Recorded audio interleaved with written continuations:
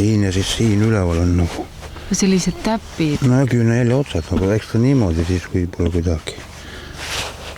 No nüüd nad hakkavad juba ära paranema, aga siin olid hästi punased kohe niimoodi järjest. Lääne-Virumaa elanik Raido läks Väike-Maarja poest 4 kilomeetri kaugusele Triigi külla enda koju. On reede õhtu, kell on 8 ja korraga kukub ta külili. Kodu poole sõitsin lihtsalt ja järsku oli seljas keegi ja mats kummuli. Mõtlesid sa esimese asja? Ei saanud arugi üldse, siis vaatasin ja siis hakkasin võitlema, et saab ära. No oleks käe kõrval lükanud, siis oleks vaata rattaga saanud, aga ma sõitsin rahulikult tulin koju. Ja pilk üles läks, nägid? Siis oli jah, kui mingi muust kogu oli seljas ja käppa jälle olid seal küpsise paki peal on näha, aga kurat neid ei pilte. Et kui kefiiripaki selja ta kiskus kotist välja, see oli terve tee oli täis seda seal, kus me matistasime. Karu oli hakanud kartma mööda sõitnud autot ja pagenud metsa. Aga ta veel vahtis metsas, seda ma mäletan. Siis ma paningi ruttu ja siis see auto siis selle järgi panin ka ruttu siia küla vahele ära tulema. Nii elas Eesti paar päeva teadmises, et vähemalt üks Eesti karu ei pelga enam ka inimese kallale kippuda. Kuid oma nägemuse rääkis ka autoga mööda sõitnud perekond. Nood karu ei näinud.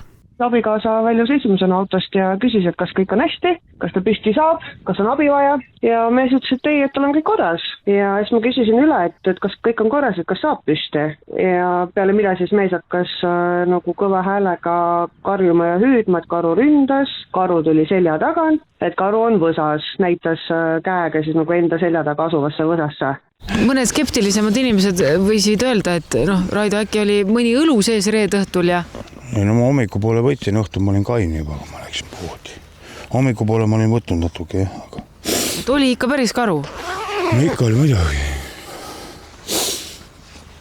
Aga ma saan aru, et tegelikult... Siin ma vaatan ka neid kommentaare, mõni paneb jah segast, aga eks mingu ja käigu vaadaku, siis mis seal ikka. Karusid piirkonnas on aga tõesti. Kohalik ettevõtja Kaspar Põldvee filmis teeäärsed karu samas piirkonnas samal nädalavahetusel ning karude arvukus nii Ida- kui ka Lääne-Virumaal on ametlik fakt. Ma ise elan siin samas ja ma olen ise ka siin karu liikumas läinud nii üksinda kui ka 4 pojaga ja selles suhtes, et nad elavad siin aastate vältel kogu aeg on olnud ja nad otseselt niisugust ohtu nagu ei ole kunagi tunnetanud.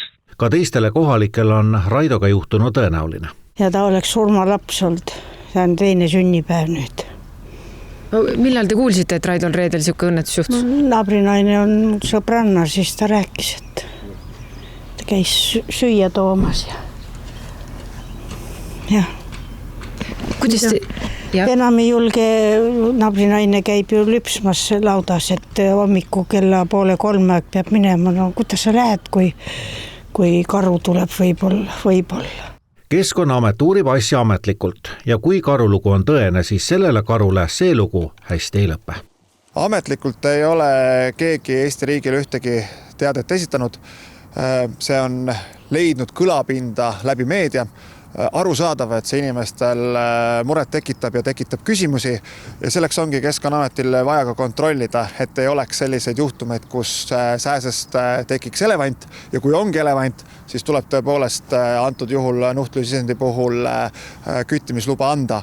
Eestis elavad karud praegu hästi. Eestis on ligi 2000 karu, süüa on piisavalt ning sünnivad suured pesakonnad. Kuna isaskarud ei kannata konkurentsi, ei ole noortele karudele metsas enam ruumi ja nad peavad liikuma asulatele lähemale.